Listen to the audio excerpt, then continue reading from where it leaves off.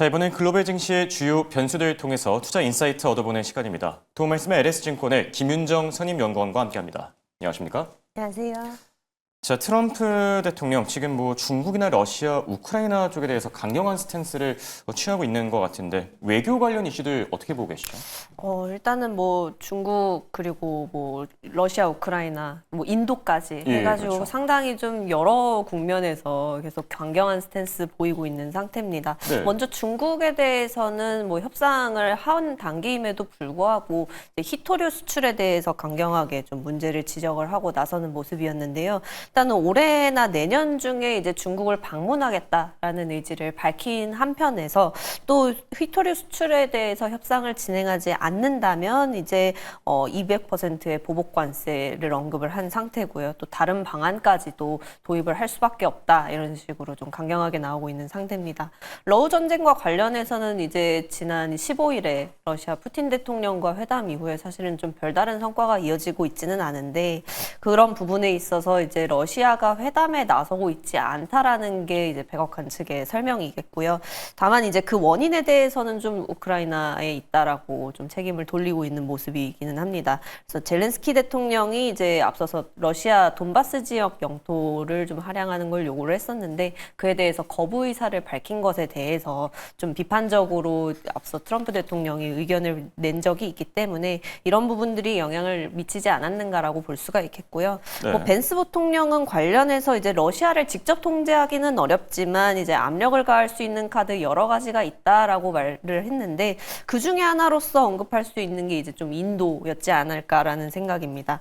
인도 같은 경우도 관세 협상 계속 답보 중인 상태고요. 이제 27일부터 50%의 관세가 적용 예정에 있습니다. 그렇다 보니까 이제 모디 총리 같은 경우는 이제 러시아나 중국, 브라질 이런 국가들과의 협력 강화를 통해서 이제 관세 압박 활로를 찾고 있는 상황이고요. 미국에는 여전히 좀 강경하게 요구사항에 대해서 받아들일 수 없다라고 입장을 밝힌 상황입니다. 추가 관세 부과 결국에는 이제 러우 전쟁 종전 협상을 이끌어내기 위한 어떤 좀 압박 조치, 러시아에 대한 간접적인 압박 조치라고 해석을 할 수가 있겠는데요.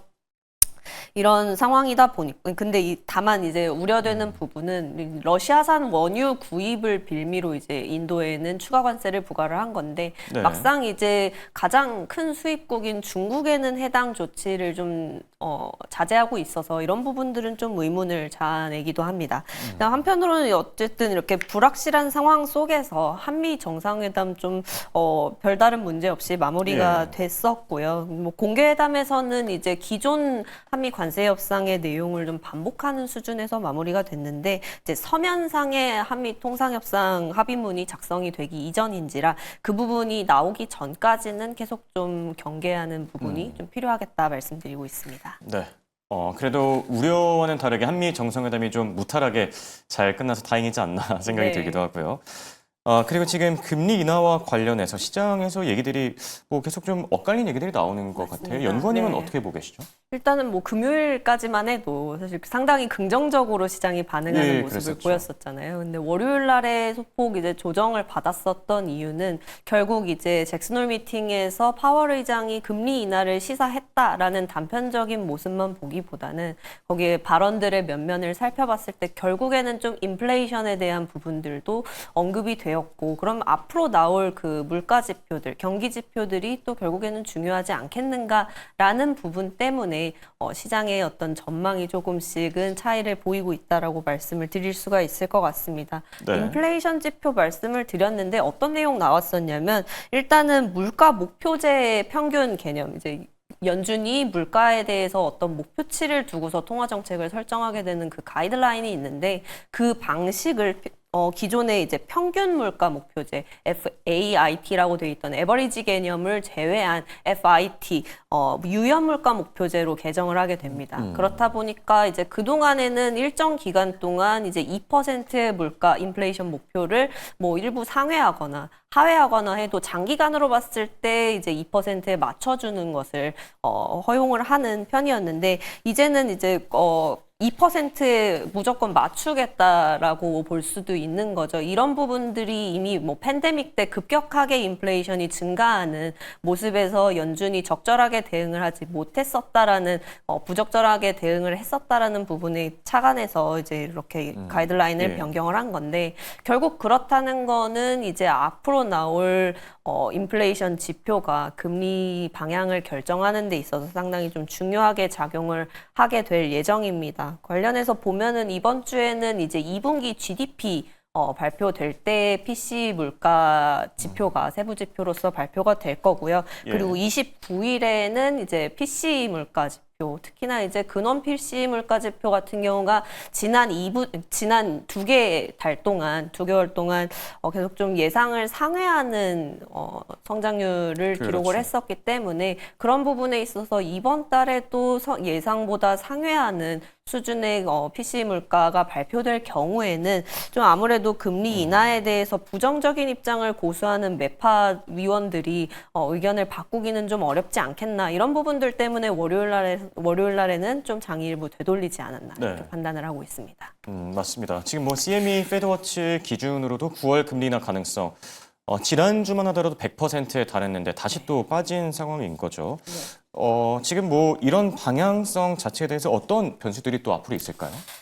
일단 금리 지금까지는 그래도 9월 인하에 대해서 우세하게 점쳐지고 있는 상황인데 결국에는 이후에 이제 뭐 10월 그리고 12월 FOMC에서 어떤 식으로 결정이 되느냐가 좀 중요하게 다루어질 것 같습니다. 또 뭐 이제 잭슨홀 미팅에서 얘기 나왔던 원래의 주제였던 고용 지표도 여전히 좀 중요한 변수로서 확인을 해보셔야 할 부분 같고요. 앞서 이제 9월에 좀 동결될 가능성이 높았었던 것에서 인하 가능성을 높였던 부분이 또 고용이기도 하고 그런 부분들 때문에 다음 달 초반에 발표가 될 비농업 고용 보고서 이렇게 발표되는 일정들을 확인해 보셔야 될 것 같고요. 지표 외에 변수로서 좀 거론되고 있는 부분은 최근에 이제 트럼프 행정부 측에서 모기지 사기 의혹을 들어서 그렇죠. 이제 리사 쿡 연준 이사를 좀 해임한 부분이 있습니다.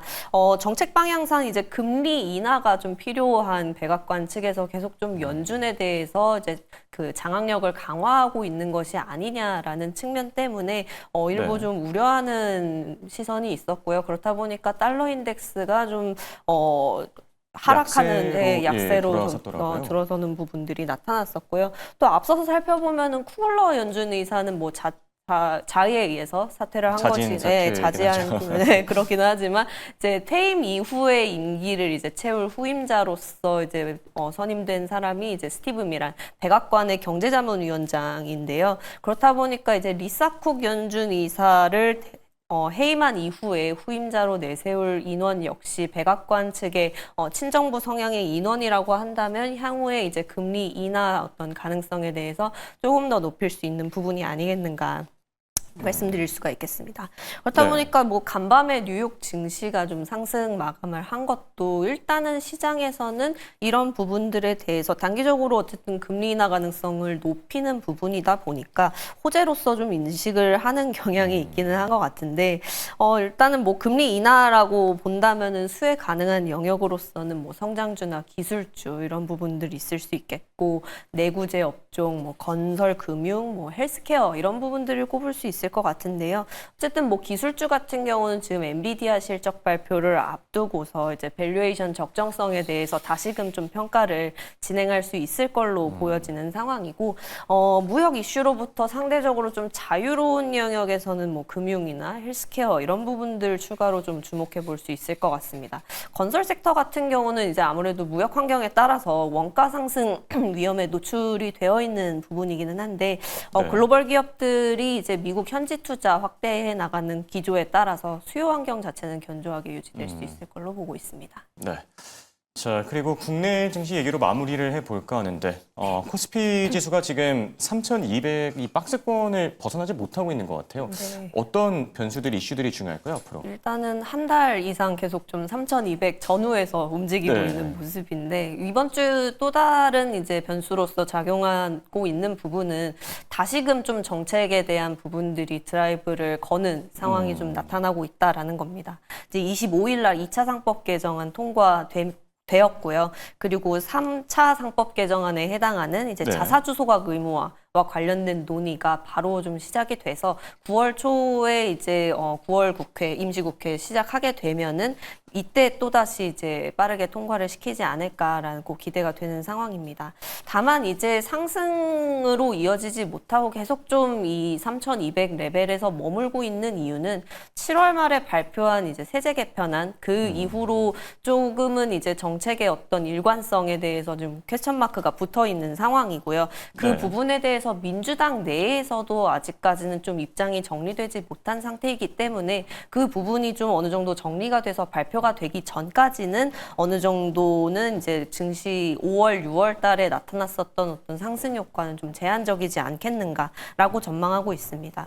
또 이제 27일 날 이제 오늘 이제 저희 간밤에 장이 되겠죠. 엔비디아 실적 발표 앞두고 성장주 좀 관망하는 모습들 나올 것으로 예상이 되고 있는데 일단은 뭐 간밤에 뉴욕 증시가 상승 마감을 했다 보니까 우리나라 증시도 어느 정도 좀 긍정적인 영향을 반영을 하지 않을까 싶습니다.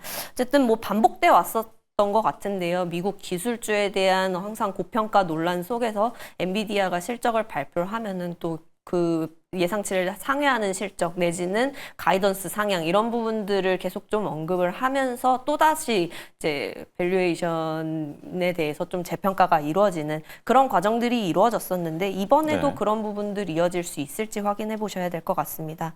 한국 내에서는 이제 한국은행 금통위가 내일자로 예정이 그렇죠. 되어 예. 있고요. 이제 부동산 대책이나 금융 안정 목표에 집중하겠다라는 현재 기조 반영했을 때 일단은 대세는 금리 동결일 것이다라고 예상이 되고 있는 상황이고요. 그래서 금리 동결보다는 이제 관세 우려에 대해서 어떻게 판단하는지 그리고 뭐 소비라든지 이런 경기 진단 어떻게 하고 있는지가 좀 더 중요하게 작용하지 않을까 싶습니다. 이런 부분들이 향후 금리 방향성에도 영향을 미칠 것이고요.